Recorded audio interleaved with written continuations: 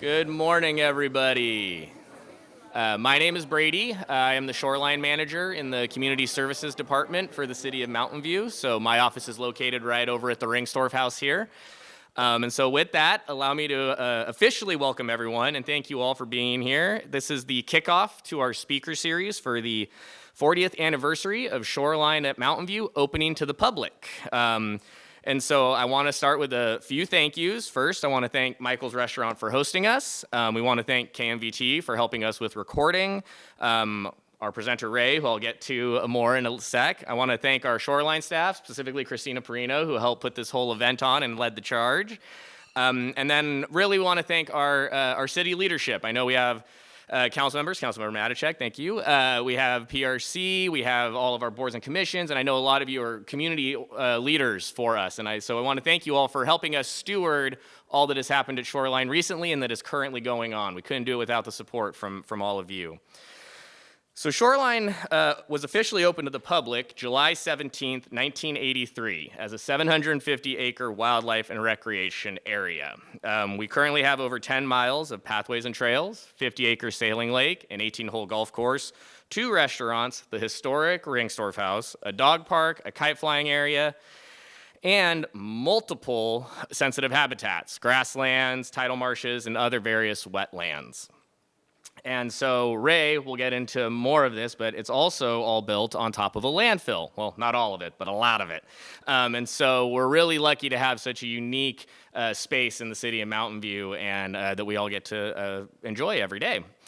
So while Shoreline currently offers these great activities and amenities, today's event will look back on how we got here. Ray's going to dive into the creation of Shoreline at Mountain View. This is the first, as I said, of a multi-part educational speaker series that looks at the past, present, and future of Shoreline. And so this one today will look at the past and how we got here. Our next one is June 25th. There were flyers at the table when you walked in, and if you didn't get one, you can grab one on the way out. That will look at the present and focus on the wildlife and habitat conservation efforts that we're doing. That will also be at Michael's, and you can register online at mountainview.gov/shoreline. And then we'll also be hosting 2 events in the fall, one of which will be looking at sea level rise in the future of Shoreline, but we're still working out the final logistics on those. So we'll have the dates, the times, and a lot more of that information in the next couple weeks. And then I also wanted to state that while Ray's going to focus on the creation of Shoreline at Mountain View, the history out here goes much further back than 1973 and much further back than the 1960s. We're not going to dive into all that right now, but there are resources with the Friends of Ringstorff House, Mountain View Historical Association, and so we recommend if you want to go back and learn more about the Native Americans that were here, the Ringstorff family, we have a lot of that information at the Ringstorff House as well. And so there are more historical resources, but this one's going to be a really cool presentation focusing on what got created here. We also have over here on the table a few photos. Those photos were the renderings of what Shoreline might have been at one point, which I believe Ray will also touch on. And then also Michael's getting built. And so if you want to see those photos, those will be there after we're done with the presentation as well.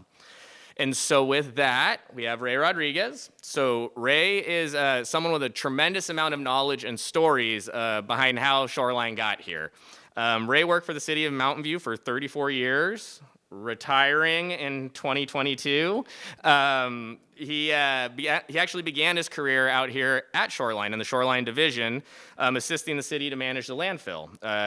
Ray led projects to build landfill infrastructure and to keep the city in regulatory compliance with state regulations. In 1996, Ray transferred to the city's Public Works Department. In that role, he led many notable city projects, including design of many new community parks, establishment of a new downtown parking structure, replacement of the city's library, and then including renovation projects to keep the library current. During his years with Public Works, Ray was pleased, and we were fortunate that he also had a number of projects that brought him back to Shoreline, where he could contribute his knowledge and history with us. On a personal note, Ray has been invaluable to me since I've been out at Shoreline. I don't believe there's any staff member out here that doesn't owe Ray a favor in return at some point. So it's an honor, and we're really happy to have him here. And so I'm excited to pass it over to him and for him to let you guys learn some of the stuff that I get to learn from him almost every day. So with that, I'll hand it over to Ray. Good morning.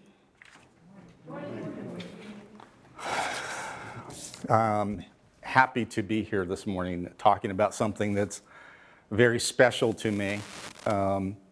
As Brady said, I started with the city now almost 35 years ago, since I've been retired for a year. And I started out here at Shoreline. And this place stole my heart from the day I visited the very first time in the 1980s. And I'm also kind of a history buff, and through my career working for the city, I would dabble into digging deeper into the history of Mountain View. And so over time, I started, I look at all of the city's history, but I did some focus on Shoreline as well. And every time I come across some document that's really interesting, I would save it for myself. So, welcome this morning. This is we're here to learn about Shoreline. I'm going to go back to how we got to this place, how the city council, the leadership in the city, how this became this community treasure that we have today. And then I'm going to go a little deeper into Shoreline. So we're going to talk about what's underneath. So if you drove this morning out to Shoreline, or if you biked, or even if you walked, you probably had an experience, especially on the roadway, but I think some of the pathways, of this kind of a gentle roll. That is because you're driving on some landfill areas, and that landfill settles. So I'm going to talk about that a little bit later. So I have a question. And by the way, if you have questions as I'm talking, just let me know, just raise your hand and ask. So I'm wondering how many, just raise your hand, if you discovered Shoreline, the first time you came out here to Shoreline, found that this gem was here sometime after the year 2000. Did anyone's, your first time out here was after the year 2000? Raise your hand. Okay, a few people. How about between 1990 and 2000? Okay, all right, let's see. 1980 to 1990. Yeah. Then how about anybody that was here on July 17th, 1983 for the dedication or the opening of the park? Anyone here? Ah, interesting. Well, I didn't learn about this place until the late 1980s, so, and I've watched it grow. Okay. So Mountain View's treasures. So this overall, this is an aerial of Shoreline, and just getting a sense here. The top is northerly. Here's Shoreline Boulevard. Here's the gatehouse. And of course, we're right on the other side of the pond here at Michael's at the moment. You can see the sailing lake, the salt ponds at the top. We've got the front 9 of the golf course, and the back 9, which is back 5 and 4. There's your back 9. The athletic fields, the Crittenden site, the Vista site, and the amphitheater. Just to give you a sense of the layout. But the original landmass when this was formed was called the 544-acre site. And the red line here is showing the outline of the original 544-acre site. That was what the city at the time wanted to improve on. Later, the city bought these 2 parcels, the Vista Slope, which actually goes all the way over to Charleston Road. So this is an older aerial because Google is now finishing up the construction of their building at this site. But all this property belongs to the city. And Google is paying rent to the city for that property. The Crittenden site was also purchased by the city in the 1980s. This was back in the 70s when the city bought this, but this was in the 80s on the Crittenden site. So then today, all of this, well, except for this property on the side of Amphitheater Parkway, this comprises Shoreline. Excuse me. Yes. Back then, was property relatively inexpensive there? I mean, was it dirt cheap, or was it pretty, a premium price? I think in the 1960s, it was reasonably priced. It became more and more expensive as the commercial development started to occur in the what we call the North Bay Shore. So when you look at 101 here, everything north is referred to as North Bay Shore today, right? And I'm going to get into the Vista Slope later, the purchase, but the city of San Francisco helped buy that property in the 70s. I'm curious to see what part are the original landfill, as you outline over there. Sure. Yeah. I have a slide for that. Oh, okay, thank you. We'll get to it.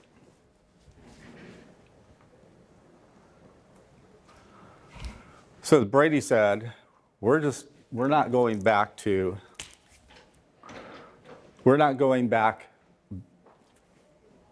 centuries here. We're just going back to the late 50s and into the 60s to start with. This is our starting point. So March 1958. This is Permanente Creek here and Stevens Creek at the top. The salt ponds are over there on the left.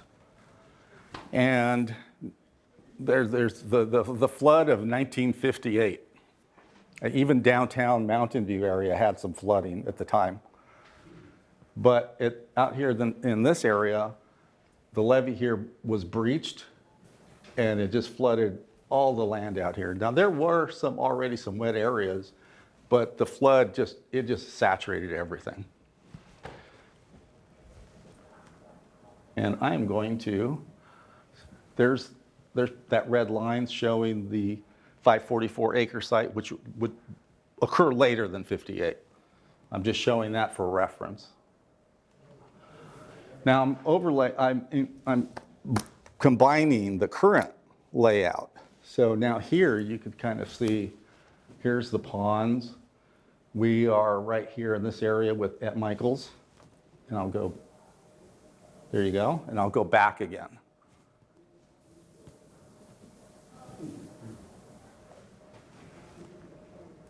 Here's the saline lake. I'll go back again to see that, right?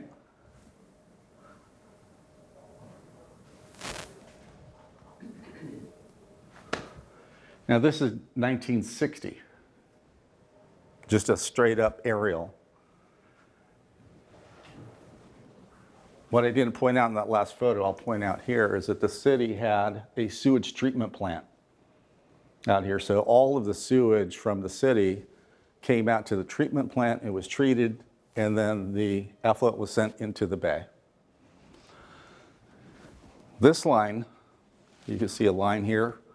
This is one of the main sewage pipelines going to the plant at the time.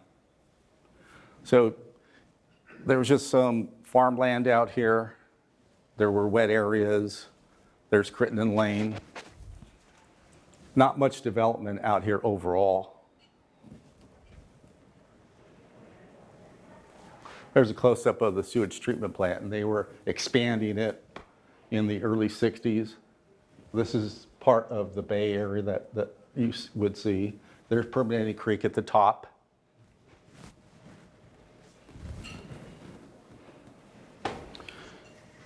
But by 1965, the city had already, that flood really influenced the city's leadership into thinking, what could we do? There were junkyards out there. This is what I understood. There were junkyards. There was a small dump area.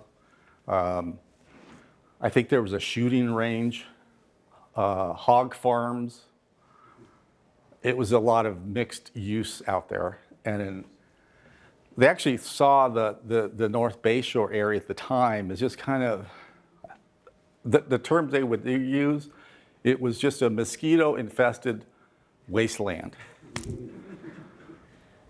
We know better than now today. By 1965, the city started looking at what could we do, and they started a master plan, and it was completed in 1968. The city had citizens form that committee to really look at what could be done. And I remember when I first started out here in 1980, one of the volunteer rangers at the gatehouse that I would see every time I came out to Shoreline, and just a really nice person. We'd talk, and she was just wonderful. Hazel Gibson. Talking to her for years, and then later on, I come across one of these documents, and her name is on that document that she served on this committee. And that was really kind of cool to actually meet somebody who was part of this. You can see the text here. The U.S. Department of Interior Bureau of Outdoor Recreation provided some funding for Shoreline at the time. The county also would get involved at the time. So the name of this place, everybody says this is Shoreline. Let's go to Shoreline Park.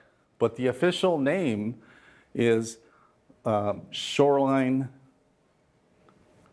at Mountain View Regional Park. And it is a regional park because of the county funding for one.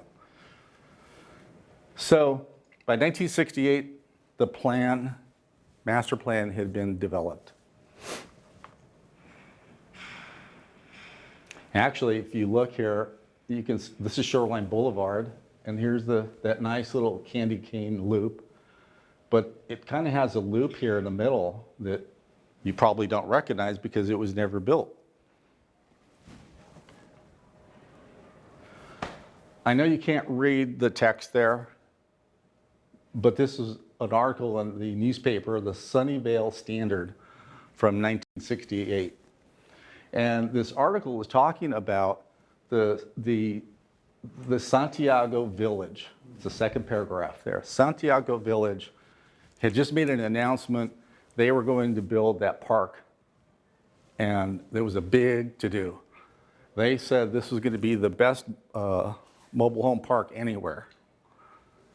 But then when you get down a little deeper, it starts talking about Shoreline. And what Shoreline is this neighbor to the park, what this Shoreline would be. And look at what they wrote. An 18-hole golf course, we got that. Restaurants, we have that. A 40-acre, I like this, man-made lake. We won't use that terminology today. A junior zoo, museum, aquarium, theater in the round. Is it Shoreline Amphitheater? Sports pavilion, tennis center, all-weather rifle and pistol range. And an 80-acre meadow for camping, horseback riding, bicycling, etc. That was the master plan. But that was not all going to happen.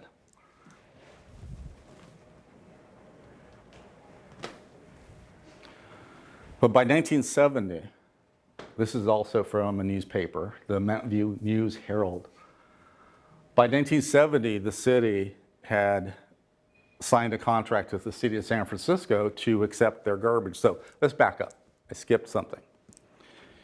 In order to develop Shoreline and to deal with all that flooding that was occurring every year, the ground engineers said the ground level needs to come up so that we don't flood. We can bring in a lot of dirt at a very huge expense, think they were talking $17 million for the dirt. Or we could raise the ground with garbage. And after you've raised all the ground with garbage, you cover it with some more dirt and you make it a park. And that was the direction they were going with Shoreline. So now you need to go get all that garbage. San Francisco had a garbage problem. They had no place to take their garbage. And so the city of Mountain View and San Francisco signed a contract that we would take their garbage. I think it was a 5-year deal initially. And while San Francisco worked out what their next step would be to handling their own garbage, this was their interim solution. But it took a lot longer, so more than 5 years, we brought garbage here to Mountain View. But it brought in a lot of money. I think it was $2, there it is, $2 a ton, right there. $2 a ton. And there were a lot of tons of garbage brought, so it was a lot of money to the city. But the city would need that money to cap it, and over years and decades would need that money to maintain the site. And we'll get into what we do with the garbage later. At the same time, in 1969, the governor signed a bill, this Assembly Bill 1027, which established the Shoreline Regional Park Community, which was really important to funding this North Bayshore area and maintaining it. So when San Francisco brought their garbage down 101 to Mountain View, they didn't just bring all those little garbage trucks that go around the neighborhoods. They went and took it to a transfer station. They loaded up these trucks, just packed that garbage in, and then these trucks could come down the highway. And they actually had this machine that would pick up the truck, and then the garbage would just slide out. They'd just drop the truck, and the driver would drive off. Yes? Thank you. Quick question about the garbage. Did it include the hazardous materials or just... Well, I think even in 1970s, they knew enough to keep hazardous materials out of the garbage stream. But even in 1970, if you went to the store to get a gallon of paint to paint your house, that gallon of paint most likely had lead in it. And now we know that is not a healthy thing. So I imagine that there were portions of paint in the mix and things such as that. Tires, there would be tires in the garbage. And now landfills will not accept a tire, because one of the funny things that happens with the tire, you can bury it down 40 feet. Somehow it works its way to the surface and just pops out of it. Yes, it works its way up. So tires are not allowed in landfills. Yes? Okay. I came here in 1995 to work at Silicon Graphics, and at that time they told us that, like, be careful, like, getting a, what do you call those things, a lighter? Because, that there would be butane that was coming up out of the ground, and that, you could actually start a fire, if somebody, like, were doing something as unwise as trying to light up a cigarette or something. Is there any truth to that? Or is that just an urban legend? It's an urban legend. Okay. But I can tell you where it started. It started at the amphitheater. And I'll go into some of those details about that landfill. But basically, at the time, we were getting publicity that there were fires at the amphitheater where people were just sitting there with a lighter. Mm-hmm. I've heard different stories about that, about what actually, because at the time in the 1980s, I think it was popular for people to take hairspray and light it. And I think people would, because then it would be like a little flamethrower. And I've heard that people were doing that. So if you were a distance away, you might say somebody just lit a fire. But here's the reality. The methane, it's a very low quality methane. So you have to have the right oxygen and methane mix for it to light. And when it comes out of if it's going to come out of the ground, at some point it's going to get so diluted you can't light it. But you can smell it, you just can't light it. Okay. So I have a question. I mean, I think I look here, so I remember when I was a kid, and I grew up in Colorado, in Denver, in the 60s and 70s. But in the 70s, I remember my dad would say, let's clean up this yard, and we'd load up all kinds of stuff into the back of a truck and drive out to the landfill. And I'm like 10 years old, 11 years old, and we'd get out there, and it just smelled and reeked, right? Do you all have similar experiences? Does anybody in this room remember ever coming out to the Shoreline dump? Yes. It was the first recycle. Yes. Well, today, kids, we don't go to the dump anymore, right? You have something large to dispose of, you can get a large bulk item pickup. You just call the garbage company and they'll come pick that up. You don't have to take it yourself. In fact, that refrigerator you want to get rid of, they'll come pick it up and it all gets recycled. They don't want that in the landfill anymore. So we generally, as a society, don't spend much time at a landfill like this anymore. There's another image of that dirt. And look, a tire. A lot of plastic. The garbage makeup today doesn't look anything like this, which is a good thing. All right, 1977. Here's Permanente Creek. So now all that garbage is starting to get our ground levels raised.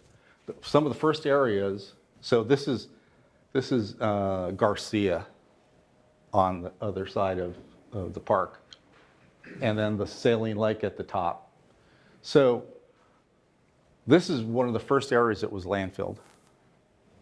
And over the years, I've actually had projects where we bored holes into the garbage and to look at it. And I have a slide for this at the end. But it's really interesting to see some of the oldest garbage, how it's decomposing. These blue lines represent where we would build ponds. So the lake at the top, but there's these little ponds here. And there was a purpose for those ponds back at the beginning. The golf course and outside the golf course would need irrigation. And the city built an irrigation pump station, decided we would have a pump station, we would distribute that water, and we would use reclaimed water for that irrigation system. But we also had these ponds built as reservoirs to store the water. So if we could store the water on the golf course and then use that water to irrigate, I think in the late 80s and early 90s, it was 1 million gallons a day to irrigate the golf course. So each pond is connected by a pipe. This is pond 1, 2, 3, and 4. So this flows into that pond flows into this one, it flows into the larger one, and I don't have a picture of this side, but the larger pond eventually flows into the irrigation pump station, which is near the amphitheater. And that was our water to irrigate the park. Now, because we have a direct connection for reclaimed water with the city of Palo Alto, we're bringing that water in now, we didn't have the need for these ponds to serve as a reservoir anymore. And what we did about 10 years ago, when we started seeing Canadian geese and coots just starting to take over the golf course. Staff and biologists found that they were attracted by the water. If we take the water away, they will go away. And at the time, we wanted some more habitat that didn't include water. So the solution was drain these 3 ponds and convert them to a dry habitat. And so if you go out there now, that's what you can see. And they're dedicated. The city council at the time approved them. They're habitat in perpetuity, means forever. Now, I actually snatched this photo from Google Earth, 1978. It's a little blurry, but you get the picture here. By 1978, you're starting to see a lot of the formation of Shoreline here coming together. Now, Amphitheater Parkway is not in place yet, but it'll eventually get put in here. But you can see the candy cane hook there of Shoreline. The lake is still in development. It hasn't been filled yet. The lake was really a borrow pit for the soil that they needed to cover the garbage. I'll get to that too. We're just going to do an overview here. 1980, 1998. Now we're getting into the park opening. Found this photo in the archives. I guess this was opening day, and there's someone having a picnic. You can see the saline lake. Actually, over the years, when I would do projects out here, I remember working with some contractors and consultants who would come out to do work, and they would just have discovered Shoreline. And some of them were wind sailors, or they wanted to try wind sailing. And so after they worked for us a little bit, they would come back out here and spend time at the lake. They were, all of a sudden, they loved this place. Bill Graham. Bill Graham presents. So this is him at a news conference right before they did the groundbreaking for the Shoreline Amphitheater, which would be behind him here. And there's Shoreline. Now, this is the Vista Slope. Oh, by the way, there's the irrigation pump station. This is the energy trail which you can walk behind the amphitheater. Vista Slope is here, and it has garbage. And the lawn seating area has garbage. But the fixed seating area does not. All of this does not have garbage. But there is some in this area. So this is 1985 when this photo was taken. And I believe the first concert, okay, anybody go to the first concert at Shoreline? Raise your hand. I understand the first concert at Shoreline was Julio Iglesias and Willie Nelson. That was back in the 1980s when they were doing that duet.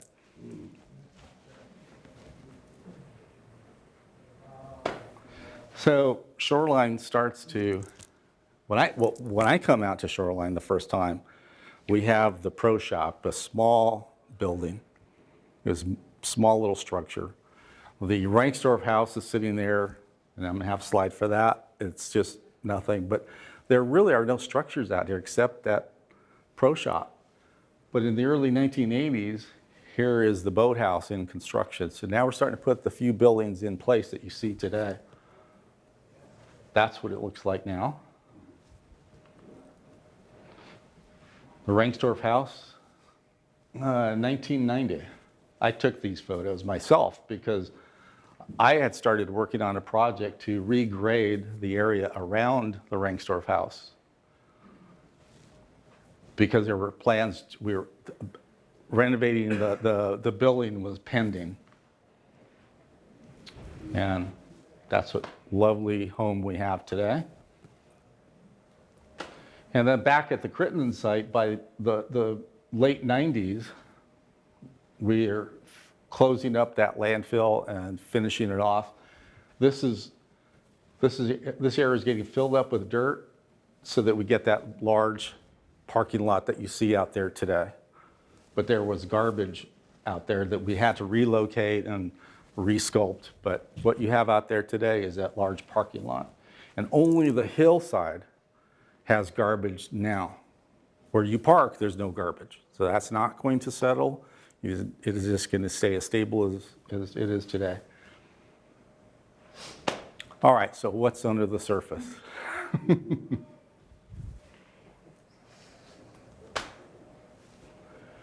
This is, in 1990, we hired a consultant to prepare a leachate and landfill gas master plan. We didn't actually implement all of what you see, but it was a master plan. It was a direction where we were trying to go. This is showing some of the systems that we had to put in. But over here, you see all these numbers that are throughout the plan. 1B, this is cell 1B. There's garbage here. There's garbage here in 1C and in 2B. But at the top where it says E, anywhere you see an E, there's no garbage. The E stands for engineer fill. So there's E1 there. Here where the Rengstorff house is, E9, E2, and E3, the driving range. E10. So we've got a few areas that were left as engineer fill that could be developed at some point in the future. This is 1990, right? There was a consideration at the time to put a conference center here at E10.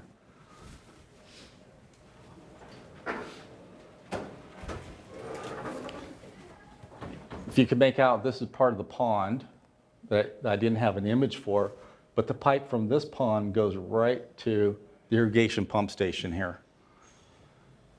But we're not using that anymore. We're just using reclaimed water from Palo Alto.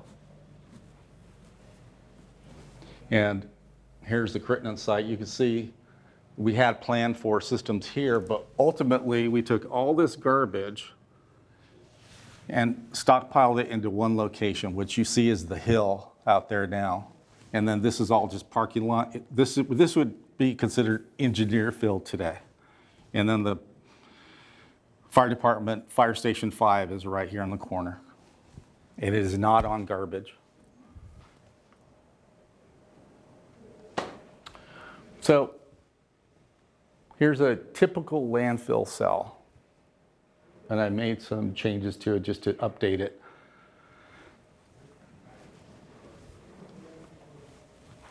This is the original ground surface. So imagine this is the level that would get flooded every year. The plan was to build a dike, over excavate, and then fill with garbage, get it up to a height that would not be flooding, and build the park. We would have to put in some systems, a leachate riser. Leachate is the liquid that accumulates at the bottom of a landfill, like that. So that liquid, it's just, if you throw away something in the garbage that has a little bit of liquid in it, and everybody's doing that, eventually you end up with a liquid mess at the bottom of the landfill. And it might even be from rainwater because the landfill is open for a period of time to bring in garbage, and we have rain days, so some of it might even just be rain. So there's the leachate extraction well because we want to take this out, the liquid. We don't want it to build up too much. And then there's landfill gases. The landfill trash decomposes, it creates a methane and other gases. And then you cap it off with a 12-inch, there's a 12-inch layer of clay over the garbage. And then there's a 24 inches of topsoil. And I think that's now 3 feet of topsoil today's standards. So you want a little bit more there. Now on the golf course, you see the trees out there. What they did at the time, the engineers over-piled soil, so there was more room for the trees and the tree roots to grow. So that's a little more sculpted out on the golf course, but where there's trees, they have more room for the tree roots. So we have all this compacted clay on the bottom and on the side to try to create a bowl. Yes, sir. You know, there's been a lot of talk recently about the sea level rise, and I was wondering that when this plan was put together, was that even a part of the conversation? And, you know, if you had it to do over again, would you have gone taller to avoid that issue? It was not something we could see in the 90s and even early 2000s, I think. But it is today, yes. Would we have gone taller? We weren't really aware of a sea level rise potential in the 90s or the 80s. But there is a solution, and as Brady said, there's going to be a talk about that. But the easy, quick answer is that they'll just raise the levee along the bayside. That's it, just making sure that we could contain that outside of the landfill, outside of the city overall. That is going to be a very good presentation to attend. I highly recommend it. So this liquid, oh, yes. Does it cost a lot to do that? To protection for the sea level rise? Yes, I believe it does. Do we have a budget plan for that? I'm not aware of that, Okay. those details myself. Okay. Thank you. Yes. So the leachate, that liquid down there, the reason we don't want it to accumulate, and we can't prevent it entirely, but all that liquid is eventually getting down to the bottom. It's a mess. And we do extract it using wells so that we don't want it to leak into the groundwater. But one of the things that we have in our favor is the groundwater table is much higher. It's not far from the original surface of the ground. So what will happen with groundwater table being much higher, it's going to leak in rather than the liquid coming out. The hydrostatic pressure is what's the difference here. So more pressure to go in than to come out. And if it's going in, then we can pump it, we won't contaminate the groundwater. So that's an ideal situation for us. That's the situation we want. If this liquid gets to be higher than the groundwater table, then this will go the other direction, and we don't want that. And our field crews monitor that on a regular basis and are managing that. So this is a more current layout of what's actually out there. I got this map from our city crews and engineers that are working today on Shoreline. And this is shown, the red lines there are showing really the network of piping that's out underneath the surface. So when you're walking out there, you have no idea what's beneath the surface, but all of this is out there. It's miles of pipe. And this pipe is collecting either landfill gas or leachate. The leachate will go to the sanitary sewer so it can get treated at the sewage treatment plant. The gas is getting, we've got a vacuum on the pipe. So they're just sucking out the gas out of the landfill, taking it to a central location and burning it. If you burn it at 1400 to 1450 degrees Fahrenheit, it's considered a complete destruction of those bad gases and whatever's in the gas itself. So it's a complete destruction of it, so we're not polluting our environment. In some cases, it can be used as a fuel for a microturbine to generate electricity. And I think the city has done a lot of that over the years as well. And I believe, does Google still is using some of that gas for power generation. So our flare station, the city's flare station, is located right behind the amphitheater here, and it looks like that.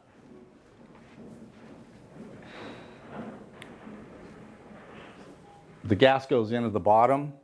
There's a flame. It burns. It has the height of that stack is actually engineered so that you can reach the temperature that's necessary to destroy that gas. So the height is actually an engineered feature.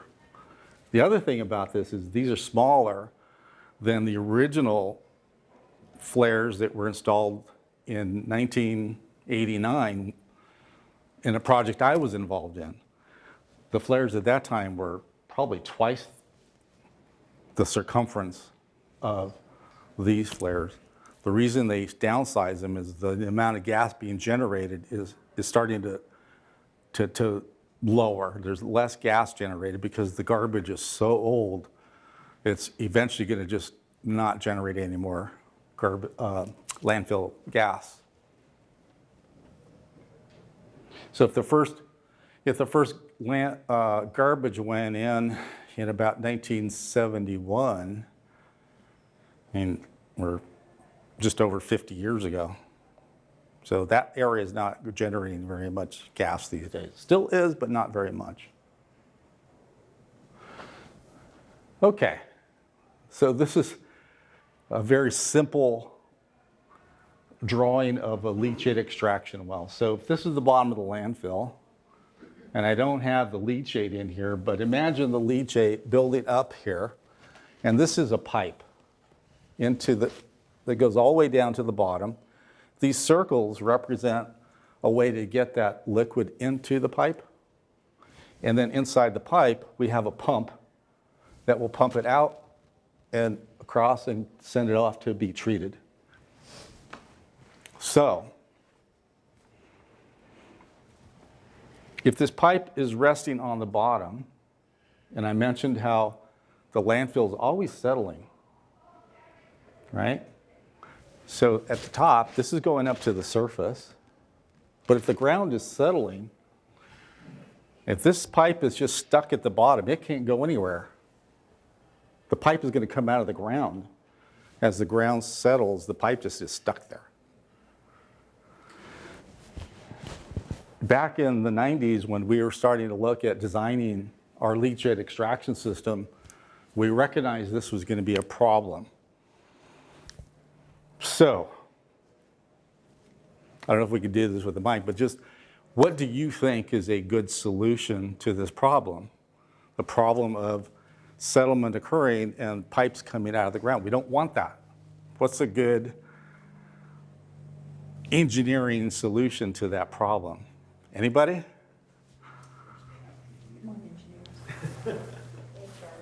Anybody want to just take a guess? A sliding sleeve. Anybody else? Make artwork out of it. Make artwork. Sectional pipe. Sections of pipe. Yes, yeah. That's exactly what we did. And it turns out, because myself and one of our other engineers, we went to a conference right after we were working on this and actually installed a few of these. We went to a conference down in the LA area about landfills. Really lots of fun. And a presenter was talking about this solution that they had just come up with. And Mark and I that were there, we looked at each other and said, we've already installed ours. And they work. So yes, that sleeve was really, and that's what we have all over Shoreline. It's this type of a design.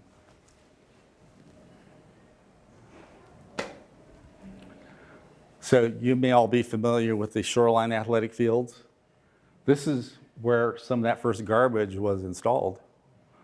And so there's garbage underneath the playfield. One of the things we did for all of the light poles was over-excavate a large area, put down clay soil, and then you would think that, and I'm sure you've seen where the installation of a light pole, whether a street light, a traffic light, a contractor will go just drill a big, large hole, put some rebar in there, fill it with concrete, and then have some bolts coming out of the concrete, and then they just attach the light to it and bolt it on, and you're done. So there's this, maybe a 24-inch diameter borehole with concrete and rebar. We couldn't do that here because it's like taking a pencil and just saying, there's landfill there, we'll just push it down, it'll just sink. So each one of these light poles is on like a podium. It's a spread footing, so there are these large blocks of concrete that are spread out so that it stabilizes it. Now, if they're settled, it all settles at the same rate. But because this is part of the oldest garbage at Shoreline, we're seeing very little settlement because most of the settlement occurred many years ago. Plus, if you ever came out here before this was built, you might have seen a pile of soil out there. We were overburdening the garbage. We were trying to accelerate the settlement of it. In order to do that, we need to determine how long does that soil need to sit there, how much time will it take to achieve the results we want. We had geotechnical engineers come out, drill into the landfill down to the bottom so they could pull samples of that garbage out. And they use a tube. They use a tube that they push down inside, and when they pull it back up, they're able to take that tube apart. And this is one half of the tubes on. This is at the bottom. This is part of the clay at the bottom. And by the way, what we do after this is they fill it up with a bentonite clay material to plug it. But this is the bottom, and then this is closer to the top. It's just black, oily, messy, smelly gunk. And even when you're standing up here, you can smell that. When you're out there for a few hours, you get used to it. So this was all, they obtained data, they took samples, and then the engineers came up with a plan of, if we put soil out there on top, overburden, they determined what we're looking for. And we monitored the settlement rate. And once we achieved that, we are ready to start construction of the athletic fields. I'm still wondering, where does that term 544 acre site? That's not the number of acres. So. Oh, yes. It really was? It was at the original. Huh. Wow, okay. Yes. It's an odd number, but I've also have seen the record of survey that it's generated, and it's 544 acres. It is, I think, 750 acres now because you're including the Vista Slope and the Crittenden site. So that original plan included a zoo and all sorts of other stuff, a museum, an aquarium and all. So in the end, how did they decide which of those features to keep and which to discard? How did that happen? I think that the reality sunk in on the project. You need a lot more engineered fill areas to have those. You couldn't build those things on top of garbage. The flare station is a structure that's actually built on top of a portion of the landfill. That was the last structure that was ever built over garbage. The city needs to get regulatory approval at the state level for anything that we do here. They will not allow any building over garbage. So it just wasn't wise to build anything over garbage, over refuse. So if we started going down that road, then it would take away from bringing more garbage and more income. So they scaled it back. There was supposed to be a marina. You could bring boats in, and yeah, it was quite. You can take a look at some of the early plans there. On the table, there's some photos afterwards. But Shoreline Boulevard, just after you come in through the gatehouse, you immediately started to feel dips. One of my projects in like 2006 was to raise that back up because it had settled quite a bit more at that time. We raised it up and leveled it, and that was in 2006. And this is a result of, what, was it 18 years now? But originally, the road was supposed to be an engineer fill. But I've seen documents where the engineers at the time did a quick calculation, decided if we put garbage where the road is, we can bring in X cubic feet and tonnage and more income. So they decided to replace the engineer fill where the road is with garbage, and that's how that came to be. Yes. Any similar projects built on the landfill you guys can reference to see 100 years later what what it looked like? It's kind of In other Yeah. communities? yeah. I mean, in anywhere. Yeah, actually, one of the ones that we studied quite a bit was City of Industry in Southern California. Had a hotel, not on landfill, but within a landfill area. They had a golf course built over garbage. And I remember going there for a conference, and they were making a big deal out of their golf course and and that it's over refuse. But they also built part of their parking lot over garbage, and it had a concrete floor. And I remember going out there that you could actually see the settlement. The floor was floating almost, and you could see underneath the slab because they had settlement. So it was all learning. I'm not criticizing what they did. It's just that we were all learning at the time. Landfill, I was the city's landfill engineer. And you could say, well, landfill engineer, that means you can do calculations, you can study, you have all the answers in a book somewhere. I think landfill engineering is more an art than a science. So there's no historical references like more than 100 years. What? This Oh, no. No. Oh, what it will be? Yeah. Because they keep still settling, right?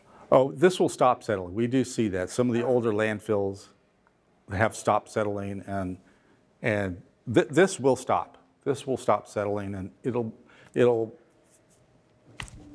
I think because of the age of the landfill here, you will not see much more settling. Vista Slope, that's a very thick amount of garbage. That will settle more, but all out here, the original 544-acre site where we have garbage, I think we're looking at the end of its settlement period.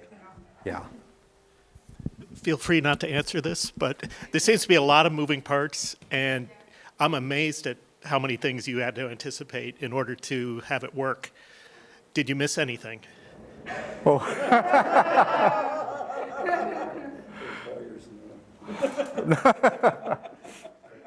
Or not necessarily you, but is there something that Cropped up. cropped up? Yeah. So I'll look at that question is there something I would do differently? Yeah. Exactly. Well, like for example, Shoreline Boulevard, I would not put garbage under the roadway. But otherwise, no. I mean, It's working pretty good. yes. I think If there's an earthquake, does it change anything? I was out here in an earthquake in the early or late 80s. I think we had an earthquake. Well, right before, I was here for that one too. But I was actually on the landfill. I think it was in April of '89. We had a small roll, and the landfill just kind of like a little bit of jello just moved around. But I was at the flare station in October of '89, the big earthquake, right? And the energy trail, just like the movies, they show the roads like this in the movies. It actually happens. The road was it was literally just moving like a wave. And the PG&E towers, they've got the cables back there, they were swaying.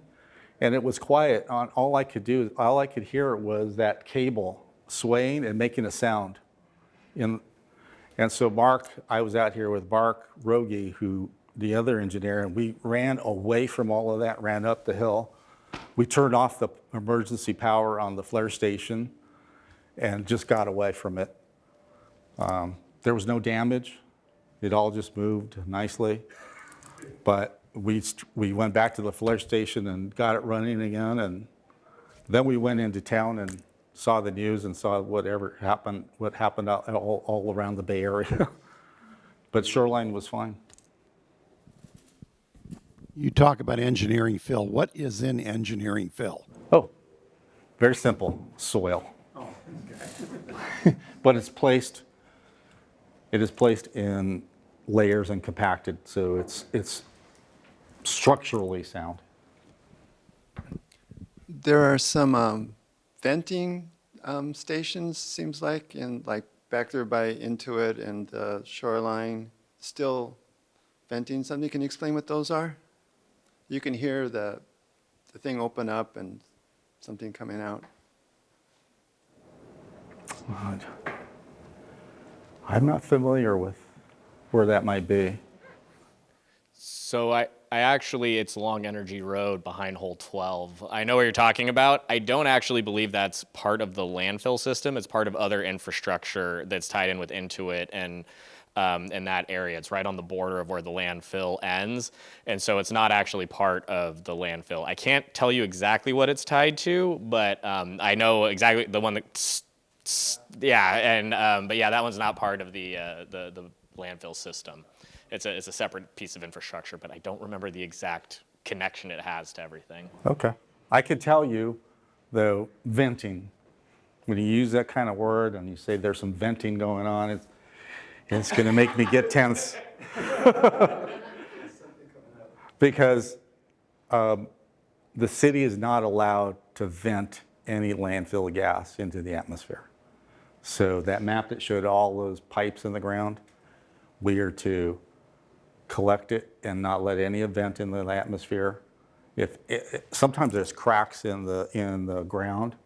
We have city crews that go and fill those cracks and maintain it so everything stays sealed. And all that gas has to go to the flare station and be burned. So that's a requirement. If there's venting, we need to fix it. And that's what our crews do. So what are the white pipes that come out of the ground, say on Vista Hill and other places in the park?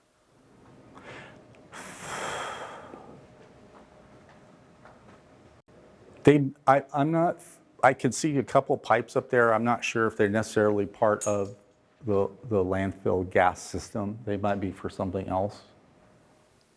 And a number of those are just for monitoring, so they're not actually like part of the gas or tied into anything that would escape. And then, yeah, some of them are actually just markers as well to let us know that something is down there, and then lets vehicles know, don't drive over it, don't park on it, and that sort of thing. And so.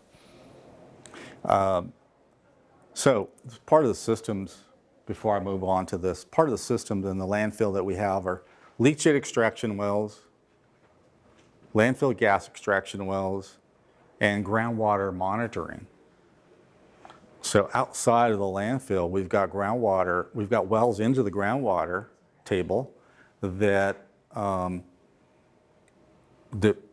city can have someone go out and collect samples. They can check the depth, the height of that water table, and sample the water and make sure that it's not getting contaminated. Yes, sir. Does the sewage treatment plant need to make any adjustments to take in the leachate? I think it's just, by the time it gets there, you can't decipher whether it's from the landfill or just from regular waste, because some millions of gallons every day, and we're not pumping that much of the leachate into the system. I do not. I used to know this. I used to know back in the 90s. I'm just curious, like what kind of soil, like underneath the new, the Google's like a campus? I mean, like the big tent thing. Like is it engineering fill or landfill? Or? Where Google has built their structures, that is not landfill. That is not landfill. It is. It was just natural ground, and of course they over compacted that ground before they started construction. But there's no garbage there. This has been such a brilliant talk. In the black, oily, smelly gunk, which I think is a fantastic description, is there anything recognizable at all in it? Actually, yes, there have been. Now, not in those samples because they're forcing a small tube down. But when we drill a hole for the gas extraction well, it's a much larger, it could be a 24-inch or a 36-inch boring. And when they drill down, they have to we take the garbage out, and then we put a perforated pipe into the ground, put some rock, gravel, large washed gravel, up to a point, and then we fill the rest with soil. So those big boreholes provide an opportunity to get big and larger pieces coming out of the ground. And sometimes we get newspapers, and it's crazy that you can still read them. And I've seen some from 1974. Yeah. The other thing about when you take that drill rig and drill down through, there were numbers of times where we'd have to stop drilling and pull that drill bit out, and it was wrapped with wire.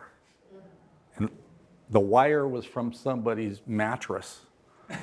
The old springs in a mattress, they just throw the mattress in the ground, we drill through it, and all those springs would be wrapped around the drill bit. Any bones or human? No.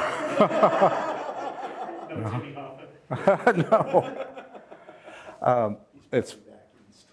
It's funny that in this parking lot, part of the parking lot in front of this building, half of it is in engineer fill and half of it is not. And if you go stand out there, stand in the middle aisle, you can kind of see where that line is. It's pretty stable on one side and it's kind of sloping on the other. There's a project in the future, I'm sure. There's going to have to be a project in the future to fix that. It's just what you do. It's a fact of life out here. But one corner of that, we call that cell 9A.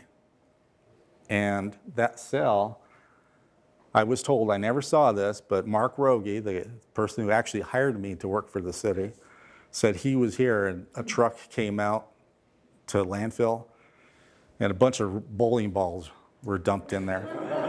They had just closed a bowling alley someplace and they brought the bowling balls out. So let's just imagine a bunch of marbles out there. Now the funny thing about that is, or maybe not so funny, is that those are all pockets to accumulate water and gas. So there's a good question that you had asked earlier. Is something we do different? Not allow bowling balls to be placed in the garbage. Hi, I'm wondering about your education and how your education prepared you for this, if at all. And then secondly, I'm wondering what the future is for engineering in this arena of environmental compliance and... Sure. So my background is in civil engineering. And when I was in school, my emphasis was structural engineering. And my best friend in college was in environmental engineering. When we graduated, and I came out from Colorado, came out here to work, he also followed me for a time and worked for a geotech firm. But he went in this structural engineering direction, and I all of a sudden was in an environmental engineering direction. It's not what either one of us planned. But like I said, it's more kind of an art than a science. You have to understand the science and the engineering, but you sometimes, what you think will happen, it just, physics just don't work the same on a landfill. So there's a lot of studying that goes on into managing the landfill, but I think it's still, the future is civil engineering, environmental, those types of backgrounds are what you need to work in this environment. And if you're going to work at Shoreline, you have to have a passion for the environment and the community, I think. So let's move on to the environmental part of this. I love this picture. I had to stick it in here. It's a sensitive wildlife area, and there's our burrowing owl. But it is not the only thing. It's not the only element, environmentally that's out here. There's a lot of things that we see and can't see out here. And I would say that even though I studied kind of an emphasis of structural engineering in college, I became an environmentalist working out at Shoreline. And I fell in love with these guys. It's just amazing. And I have worked on projects to try to continue to build homes for these guys out here. One of the first things I got to do in 1989, CNN at the time was doing, you may remember, 24-hour headline news. There was a channel that you could turn to, and they just did 30 minutes of news. The next 30 minutes, they kind of repeated it, added a story, took away a story. But they did that 24/7. And one day we got a call out at Shoreline. They said, CNN wants to do a story on these burrowing owls. And we were just at the very beginning of making these artificial mounds. So we quickly got field crews together and we went out to an area and we put some dirt and we started making one so they could do a film on it. And they showed that nationally. It was on national news. And I have just a little clip of myself on a VHS tape. That's hard to read now. Well, this is next month, or in June. This is the next presentation. And I have to say that the person presenting next month is the city's biologist. He's been working for the city as a permanent employee for about 10 years. And it's thanks to our city council over the years that has been supportive of maintaining these little guys and seeing the importance of the environment out here at Shoreline, that the city council saw the benefit of hiring a full-time biologist. And I am in total agreement and thankful that they did that. So these guys, we hope they will thrive out here. It'll be because of that foresight. So the next month, I'm not going to get into these guys at all because that's not my expertise, but Phil Higgins will be presenting not only on the owls, but on all of the environment out here at Shoreline. So there you are, June 25th. So I'm here for more questions, and I can take some right now. This might be more for Brady, but I'm just wondering what's going on in the Northeast Meadow. There's occasionally you see lots of trucks moving dirt around there. There's kind of hills appear and disappear. And Yeah, absolutely. So the Northeast Meadowlands is the area when you drive in on the Candy Cane Loop that's on your right out there. And That is one of our burrowing owl preserve areas, and it is also one of the most active parts of the landfill still. And so we also have material storage out there for the landfill. Like Ray said, if there ever is a crack, our landfill division has to respond immediately, so they have materials stored out there. And then the other thing that's going on, going back to the sea level rise question and the budget, unfortunately, it's not a straightforward answer because there's so many different entities involved. So one of the projects going on out there right now is, Ray, can you go back to the map, actually? So Pond A2 and Pond A1. So right now there's a project called South Bay Salt Pond Restoration that's happening around the entire bay in different sections, and they're bringing in dirt and basically creating a habitat transition zone from where it says Bay Trail out into the pond. They eventually plan to break the levee that's out there and actually have it be a natural tidal flow. And so that's one of those projects that's adding to raising the levee, but also rearranging the levee. And that's Mountain View's involved heavily, but that's not our project, quote unquote. It's U.S. Fish and Wildlife. And so there's a lot happening out there. So when you see a lot of trucks going in out there, it's either one, our landfill group doing work on the landfill, getting material for the landfill, or two, they are using that pathway. We're trying to keep them off of Shoreline Boulevard to do their work out on the Bay Trail and out on that habitat transition zone. And so that's probably what you're seeing most out there. So the objective here today was to give you an overview of Shoreline, how it started, how it came to be, and what we have out there to maintain. You know, since we use garbage to raise it and to create the foundation of the park, it was to show you what it takes to maintain that. I'm wondering, you know, anybody want to share, you know, any highlights of what you learned, or even what's your favorite part of Shoreline that you want to share? Anything that was something you didn't know? The landfill. That's why I keep asking. This is our favorite park. During the summertime, my whole family came here to looking for burrowing owls. So, you know, this is definitely, my son had a couple birthday actually on Michael's at Shoreline. So, yeah, but the landfill was a little scary for me, so. I remember coming here a lot when my kids were really little, but then after a while got really turned off with all the geese and their remains. So it's good to know that the geese problem has lessened.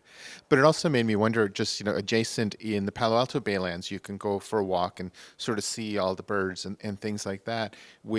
I was just wondering, what's the plan for the future, especially what you were describing, turn it more into a tidal zone? Will there be more of that kind of natural habitat for people to walk around in, or what's going to happen there?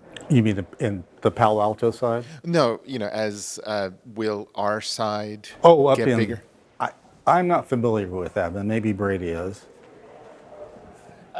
So it's a tricky question. One of the things that we constantly juggle out here at Shoreline with wildlife is that everybody wants to see wildlife and get closer to it. And the more humans get closer to wildlife, the more we disturb them and discourage them from being around. And so that's one of those ones that we juggle. And so there are talks about putting in observation decks or something like that. The way that they're going to be working on the ponds, it's not really going to turn into like a grassland with hard ground that you could walk on. It'll still be the tides coming in and out. It wouldn't be safe. But they are talking about doing observation decks. We've been talking about potentially putting in some kind of trail walks along the Stevens Creek Trail up there with Stevens Creek. And so there are some projects, but again, we're trying to walk that delicate line of, we all want to see the wildlife, but we don't want to disturb the wildlife. And so how do you walk that fine line? And then in terms of Palo Alto, that trail is planning to stay there right along the Charleston Slough. That nothing will happen with that. It won't be flooded out or anything from these other projects. And so the existing walkways out there should all still be there with all these projects, but the landscape around them will just be different, and the types of habitat that are there will be different. And so, but yeah, and then hopefully we get an observation deck or two. But again, it's that delicate balance. My current bicycle commute goes up Stevens Creek and then goes along the shore to Embarcadero. And it's the thing I missed most in the pandemic. I was working from home and I couldn't do that. Unfortunately, we're moving. What was so the work is moving, so I'm going to miss it. But the thing I learned here was I didn't realize the landfill was part of the plan from the beginning. I thought it was a landfill, and then you said, oh, let's put a park there. The Bay Trail is very enjoyable.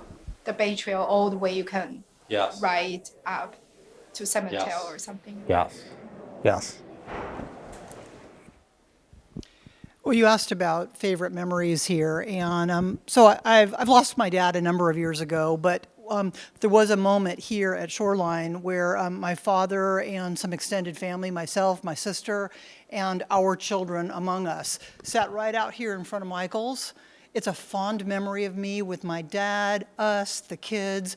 We had this beautiful time laughing and enjoying each other, and then went out and played putt-putt golf right here. And so as my memories of my dad surround me, Michael's is part of my memory of my dad. So this is a very special place for me. I think my favorite place is the sailing lake and just being able to walk around it and enjoy, particularly during the holidays when a lot of people come out here. You know, I mean, you can feel the sense of Mountain View community in the place. And then, but I would ask this one question, and that's that I noticed that I have people who come out. One of the nice things about living in California, as opposed to where I was before living in Texas, is that people will come out and visit me because it's a nice place to vacation. You know, Texas is too hot, you know, for a lot of people to want to go see it. But I mean, I bring them out here to Shoreline sometimes in July and August, and there's quite a pungent smell. And so, I mean, if you can give me some clues, maybe when to avoid bringing them out here, that might be a good thing. But the second memory I want to share is just about Rengstorff House. I think it's a particularly special place. I mean, you know, I'm serving now as vice president of the Historical Association. And, but my memories, one of my best friends got married there, and I think it's a great thing that they rent the place out for that, because that helps build more memories and more use. And the other thing is around the holidays when they have the Christmas celebrations and caroling and stuff out there, friends of our house. I mean, I think that that's just a special holiday time, you know, that I can share with people in the community. So you can let me know about the pungent smell. That pungent smell is most likely algae. Yeah. You could say more to that, Brady. Unfortunately, I can't give you a great time to come out here. It changes every year. But yeah, one of the interesting things is that as much as community services loves to punt the smell onto public works and the landfill, it's not usually the landfill at all. It's what happens is with our creeks, and since we're kind of downstream in the very end, we're the last place to dry out here. And so when all the creeks dry out and all of our marshlands start to dry out, that's when the smell kicks up, and it's all of the decaying algae and the other plant life that had been thriving, then goes, and then comes back the next winter. And so it really varies depending on the time of year, the weather, when it's hot, when the rain's here. And so I can't give you an ideal time to come out here, but that's what it is. It's from the water receding and coming and going. I've actually found that low tide makes a difference in the smell. So that's something you could look at the tidal tables, perhaps. I retired as a history teacher. I love history. And when I did that, I wanted to become a docent in a castle. However, the commute was a little bit long. Most castles are in England or France or somewhere. So I looked around here to find the oldest house around and found Rengstorff House at Shoreline and Mountain View. So I've been a docent there for many years, 13, something like that. And the thing I've learned today, I knew this was all landfill, but I didn't realize the parts that aren't actually on landfill and the parts that are. And that was a revelation to me today. Well, I learned a lot today. I finally understand what leachate is. You all say it all the time, never knew what it was, now I know. I have lots of wonderful memories about Shoreline. I love going to Vista Slope to watch things like eclipses and the blood moons. There's not as much light out there as other parts of town, so it's a great viewing spot. A lot of people know that, however, so get there early. I thoroughly enjoyed doing the pedal boats on the sailing lake. That was a blast. Just going out on the trails is really fun. I love Shoreline Amphitheater, love outdoor music. And it's just like you said, the wildlife is always fun to see. This is like a gem. And I'm so thankful people before all of us had the foresight to do this. And I appreciate that the city keeps this up and improves it. So thank you. Yeah, I would just like to say that, yeah, the wildlife is incredible here compared to other parks around the Bay Area. There's really something special here. And somehow your talk brought home for me, and you look out this window, the scale of engineering was just amazing. It just never occurred to me that this huge area was all, well, you said not man-made, but landfill. I mean, the hills you see here, everything. I just can't imagine. I mean, it's an immense engineering project.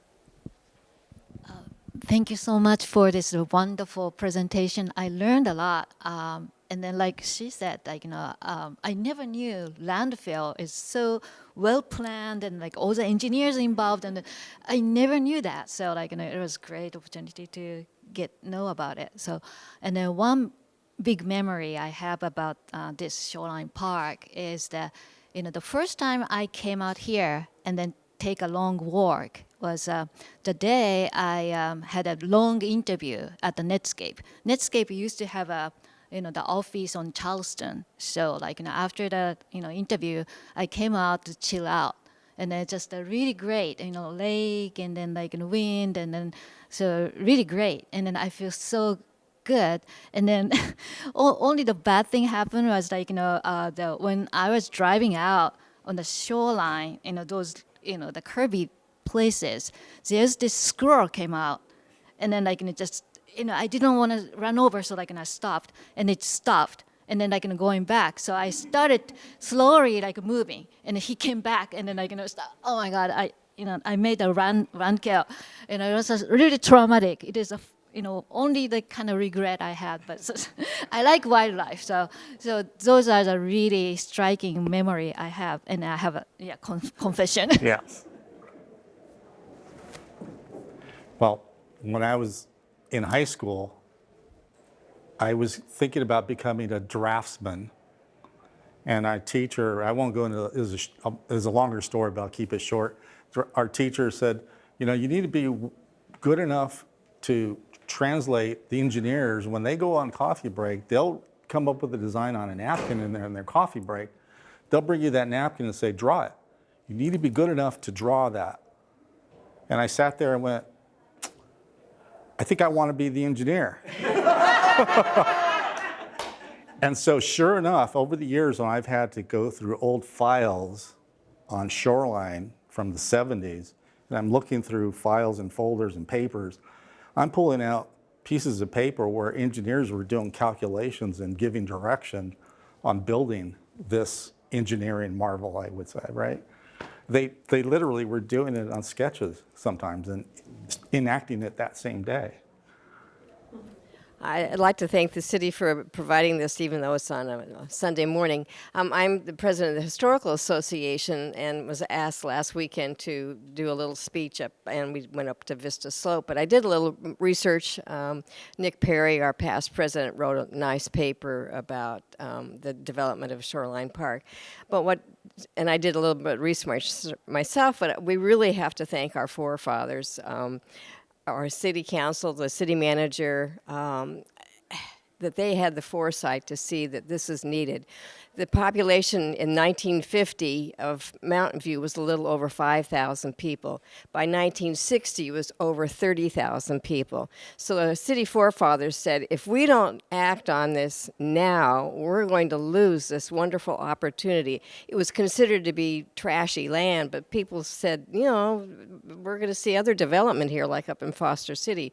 So I really think we need to recognize that we had some very smart and prescient people in the future. Could see what could happen in the future. Also, when I was doing research, I came across an article currently of Rockland, the city of Rockland up by Sacramento, and it was an article about what they want to do with their landfill. And in the article, the city of Mountain View was cited as one of the best examples of how a city can repurpose its former landfill. Something I didn't mention is that in the 1960s, and I'm not criticizing the leaders of the city at the time, it was just a fact of the times. And today, if you mention climate change, we all know what that means, whether you agree with it or not. We understand that terminology. We probably all understand wetlands, what a wetland is. In the 1960s, they would, if they heard the word climate change, they wouldn't know what you're talking about. Even wetlands, to a certain extent, was something that, to be drained. Right. So not criticizing them at the time, but it turns out some of the area out here, the Army Corps came out and said, hey, Mountain View, you've destroyed some wetlands, and you're going to need to do something about it. And the city did. So there are areas out here that are considered mitigation for that destruction of wetlands. And some of those wetlands that were destroyed are where the saline lake is, and just a little bit north of where it says Shoreline Boulevard. So the mitigation is, part of it is here, and the Mountain View Tidal Marsh. So that was agreed upon with the Army Corps. So we did mend our ways, right? So, and the result is what you have here. I didn't mention the saline. So when you cover that garbage, you need that layer of clay. Well, the whole North Bay shore is all clay. So the engineering there, the thought was, we'll dig the clay out of the saline lake area, cover our landfill, and then turn it into a lake. That's how this came to be. When it comes to like the city buying, the Crittenden and Vista Slope, I mean, were they thinking about buying it, from the point of view that this will be valuable land and we're going to want to rent it out in the future, or did they have some other idea about why they wanted to buy the land at that time? Well, so actually, the Crittenden site was already a landfill, by being operated by the private group. And on one of the leachate landfill gas master plan, the name that showed up there for the site was called the Ferrari parcel. The Ferraris were owned a company, and they own land here, and they're a construction company. And they had bought that land, and they started landfilling there.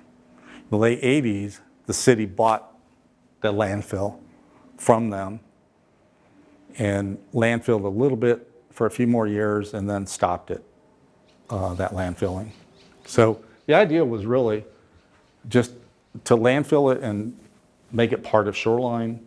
The Vista Slope was bought on purpose for landfilling, and the city of San Francisco helped the city to purchase this property, and it went all the way out to Charleston Road, and we referred to it back in the early days as Farmer's Field. There was a farm that was here at the time. And since that time, then the city decided to lease the property. So this is all under lease. Same thing over here in this portion. And I think, again, the city leaders, the council have seen, tremendous value in leasing it rather than selling it, because it brings in a steady income to the city. Just a quick question, about the funding. I believe there are so many things has to be funded, and then it requires a lot of resource. Do companies like Google, kind of chip in any of these endeavors, or just a solely county funded projects, or? It's the cities. Okay. City maintains it and funds it. In fact, we have a large fund in place that's required by the state of California. As part of our closure of the landfill, we had to have a bucket of money set aside specifically to maintain the landfill. And that's what it's for. Just a quick question. I see these trucks going around, it says post-closure on them. Does that just mean after the landfill was closed? Correct. There's part of this organization that maintains it? Correct. Okay. Okay, well, thank you. So with that, if we can give Ray a round of applause.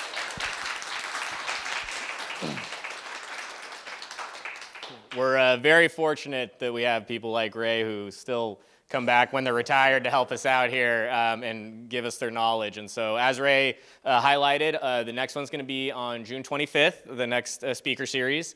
Our third one is expected to be in August. We'll be making announcements soon about that, so we'll be sure we get that out there. And then there's a flyer out there on the table with information for the June 25th one. We also still have the photos on the table of Michael's being built and what the Shoreline Disneyland layout was potentially going to be that Ray was referencing. And so with that, thank you all for coming. I am going to ask that if you do want to stick around and chat, that you stay in this room. There's a celebration of life service happening next door, so we just don't want a bunch of congregation in the hallway right outside the door.